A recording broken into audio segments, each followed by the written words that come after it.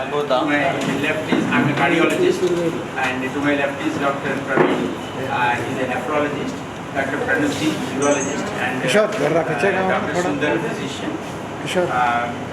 ఇవాళ ఈ press meet organise చేయడానికి కారణం ఏంటంటే స్టే అనేది చాలా చాలా ఇంపార్టెంట్, పర్టికులర్లీ మన దేశానికి. ఎందుకంటే మొత్తం ప్రపంచంలో డయాబెటీస్ అనేది చాలా విపరీతంగా వ్యాపించింది. అండ్ ఇండియాని నిన్నగా మొన్నటి దాకా వరల్డ్ క్యాపిటల్ ఆఫ్ డయాబెటీస్ అన్నారు.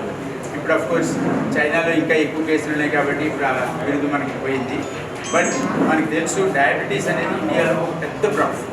100 మిలియన్కి మించిన number of diabetes patients, 100 million and 10 crores huge number of patients. And మన తెలంగాణ రాష్ట్రము రాష్ట్రాల వారీగా చూస్తే number 4 in India in number of diabetic patients. ఇప్పుడు మన స్టేట్లో 8.7%, మొత్తం దేశంలో 8.7% అయితే యావరేజ్గా, తెలంగాణలో 14 to 18% ఆఫ్ పేషెంట్స్ సబ్జెక్ట్స్ ప్రజలు డయాబెటీస్తో బాధపడుతున్నారు. సో డయాబెటీస్ అనేది ఎంత పెద్ద 100 మిలియన్ టోటల్, తెలంగాణలో 14 to 18%, ఇండియా యావరేజ్ కంటే ఆల్మోస్ట్ డబుల్. సో మనము డయాబెటీస్ గురించి ఎందుకు పర్టికులర్గా తెలుసుకోవాలి అంటే, డయాబెటీస్ అనేది మన బాడీలో అనేక ఆర్గన్స్, ఇప్పుడు ఇక్కడ మన కార్డియోవాస్కులర్ సిస్టమ్ కానీ, న్యూరాలజీ సిస్టమ్ కానీ, నర్వస్ సిస్టమ్ కానీ, కిడ్నీస్ కానీ, ఇవన్నీ కూడా ఎఫెక్ట్. ఇంకా చెప్పుకుంటుంటే చాలా ఉంది. డయాబెటీస్ వల్ల కార్డియోవాస్కులర్ సిస్టమ్ గురించి నేను మాట్లాడతాను. బేసికల్గా హార్ట్ అనేది ఎఫెక్ట్ అయ్యేది మెజారిటీ ఆఫ్ పేషెంట్స్లో రక్తనాళాల్లో బ్లాక్స్ రావడం వల్ల. సో దీనికి పేషెంట్స్కి హార్ట్ అటాక్ రావచ్చు, లేదా అన్స్టేబుల్ యాంజినా రావచ్చు, కొన్నిసార్లు 2 హార్ట్ అటాక్స్ రావడం వల్ల హార్ట్ ఫెయిల్యూర్ రావచ్చు.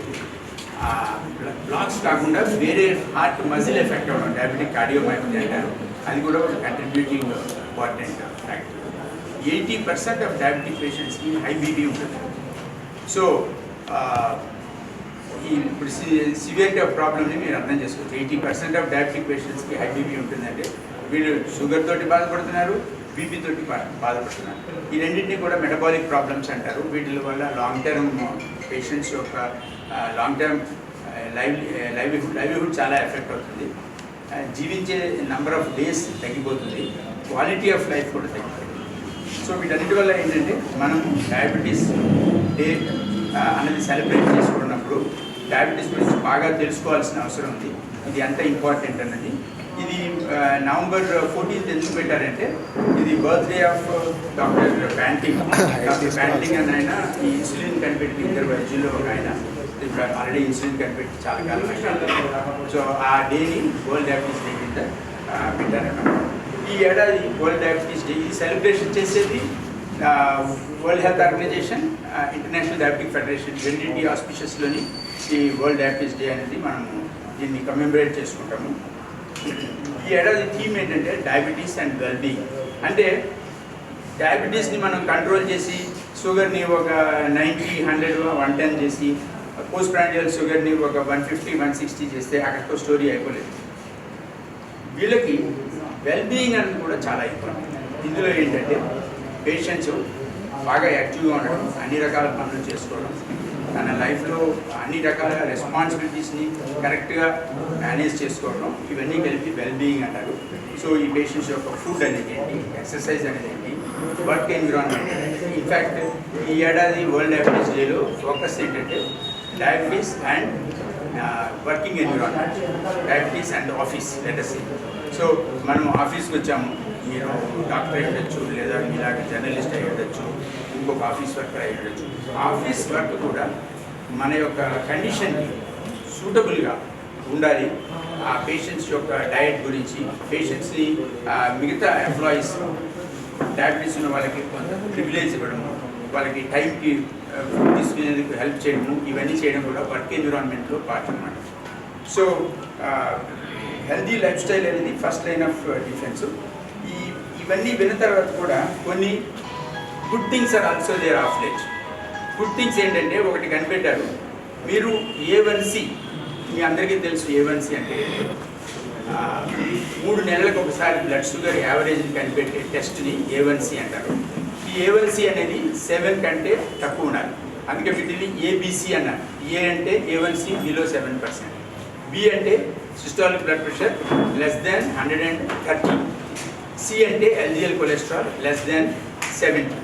అఫ్కోర్స్ ఇంటర్నేషనల్గా 100 అంటారు. మనం ఇండియన్స్లో ఈ డిసీజ్ యొక్క ప్రోగ్రెస్ ఎక్కువ, డయాబెటీస్ యంగర్ ఏజ్లో వస్తుంది, బాగా సఫర్ అవుతున్నారు కాబట్టి మనకి టార్గెట్ 70 పెట్టారు.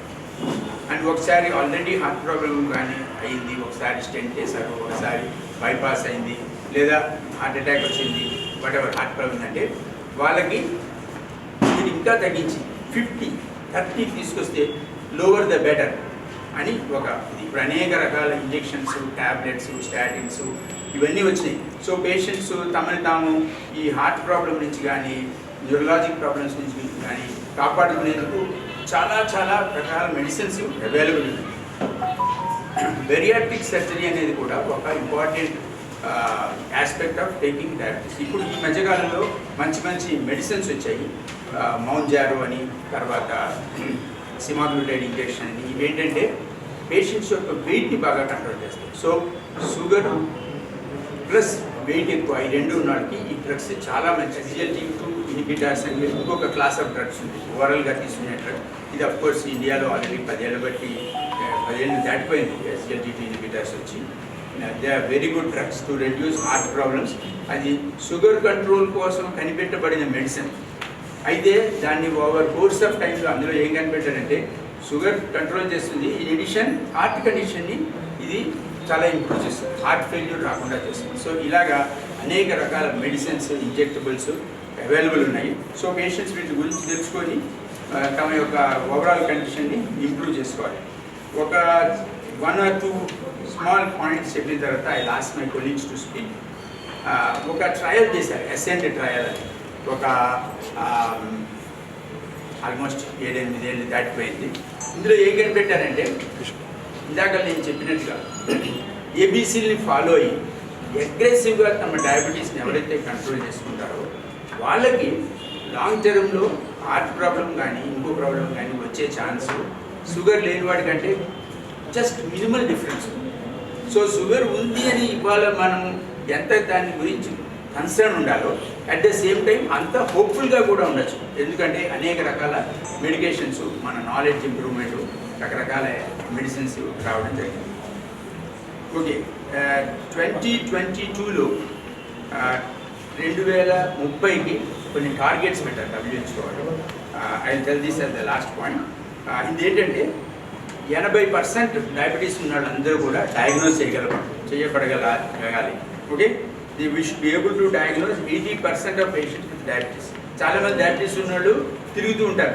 నిన్ననే నా దగ్గరకు ఒక పేషెంట్ వచ్చారు, ఆయనకి 3 నెలల క్రితం డయాబెటీస్ లేదు. హార్ట్ పేషెంట్ బేసికల్గా వచ్చినప్పుడల్లా షుగర్ టెస్ట్ చేస్తాం. నిన్న షుగర్ చేస్తే క్లియర్గా డయాబెటీస్ వచ్చింది ఈ 3 నెలలు. సో ఇప్పుడు A1C చేయించుకోమని చెప్పాను. సో కన్ఫర్మ్ చేసి మెడిసిన్స్ ఇవాళ స్టార్ట్ చేస్తామని చెప్పాను. సో ఏంటంటే డయాగ్నోజ్ అవ్వడం అనేది మోస్ట్ ఇంపార్టెంట్. మనం డయాగ్నోజ్ కాకపోతే మనం ఏది చేయలేము. సో 80% అట్లీస్ట్ డయాగ్నోజ్ అవ్వాలి. మళ్ళీ డయాగ్నోజ్ అయిన వాళ్ళలో 80% షుగర్స్ కంట్రోల్ చేసుకోవాలి. ఇది మన ఎయిమ్. అంటే మిగతా వాళ్ళు చేసుకోకూడదని కాదు, 2030కి ఈ గోల్స్ అటైన్ చేయాలని. అండ్ దెన్ 80%కి బీపీ కంట్రోల్ చేయాలి. నేను ఇందాక చెప్పాను 80%కి బీపీ ఉంటుంది. సో డయాబెటీస్ బీపీ ఉన్న వాళ్ళలో 80%కి బీపీ కంట్రోల్ చేయాలి. అండ్ అందరికీ కూడా స్టాటిన్స్ అనే మెడిసిన్స్, ఈ స్టాటిన్స్ అనేవి ఇప్పుడు 20-30 ఏళ్ళు అయిపోయింది ప్రపంచంలో వచ్చి. స్టాటిన్స్ ప్రతి ఒక్క డయాబెటిక్ పేషెంట్ కూడా స్టాటిన్స్ తీసుకోవాల్సిన అవసరం ఉంది. So 60% of patients above 40 years diabetes ఉంటే వాళ్ళందరూ కూడా స్టాటిన్స్ తీసుకోవాలి. అండ్ ఇంకొక లాస్ట్ ఎయిమ్ ఈ చెప్పిన 2030 ఎయిమ్స్లో ఏంటంటే టైప్ 1 డయాబెటీస్. మీకు తెలుసు టైప్ 1 అంటే చిన్నపిల్లల్లో వచ్చే డయాబెటీస్. ఇది చాలా ఖతర్నాక్ వెరైటీ ఆఫ్ డయాబెటీస్. టైం ఎక్కువ ఇవ్వదు అండ్ అగ్రెసివ్గా ప్రోగ్రెస్ అవుతుంది. ఇన్సులిన్ మీద కంప్లీట్గా డిపెండెంట్ అవుతారు. చాలామంది పేషెంట్స్కి తమ ఇన్సులిన్ని కొనుక్కోవడం కష్టమవుతుంది. సో వీళ్ళు ఏం చెప్పారంటే WHO అంటే aim is that all patients who have type 1 diabetes should get insulin at very very low cost. Then I will close by my talk by saying that Jayanti Super Specialty Hospital is a multi-specialty hospital with facilities for all specialties. including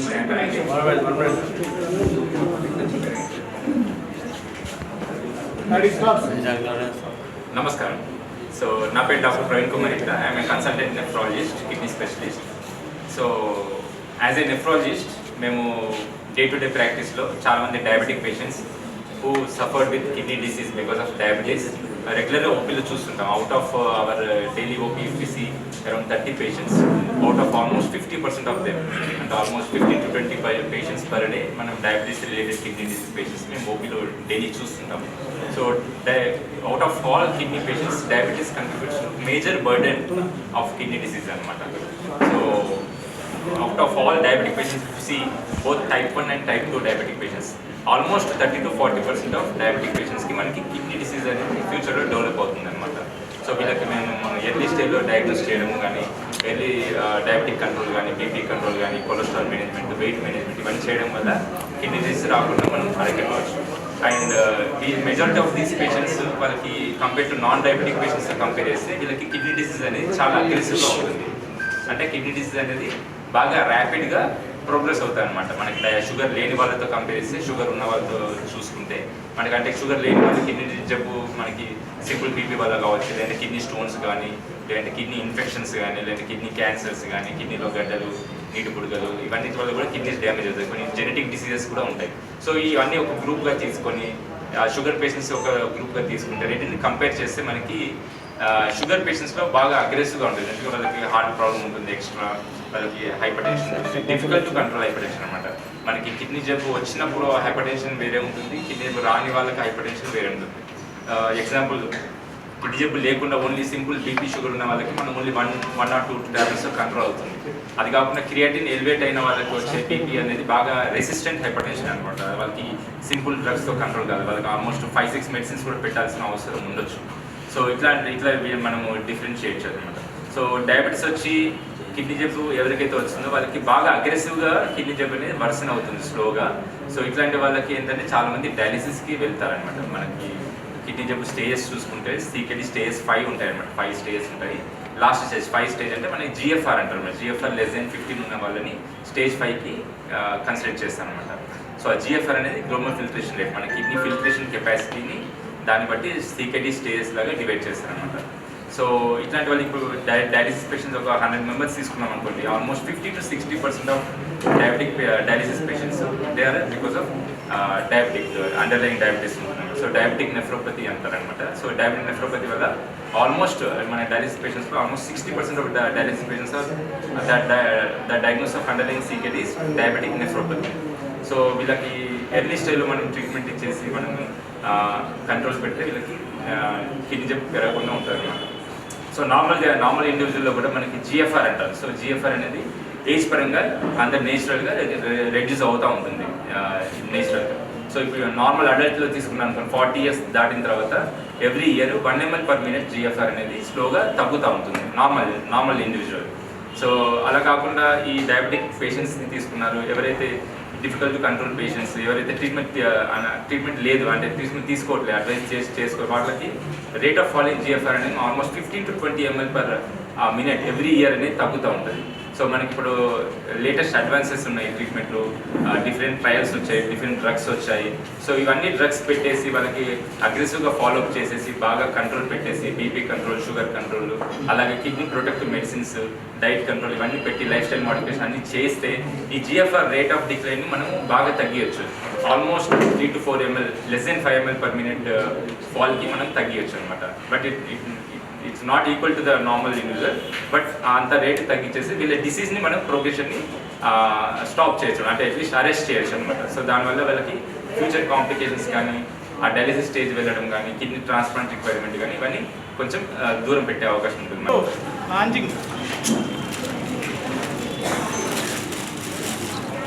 thank you.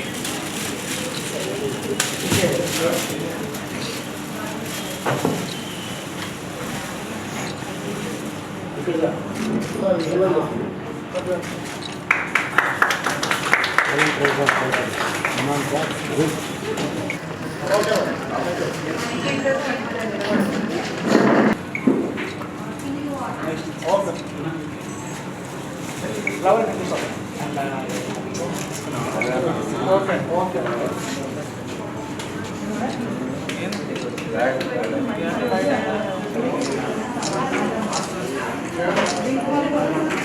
Okay morning viewers, ఇవాళ మనము world diabetes day celebration కోసం ఇక్కడ సమావేశమయ్యాము.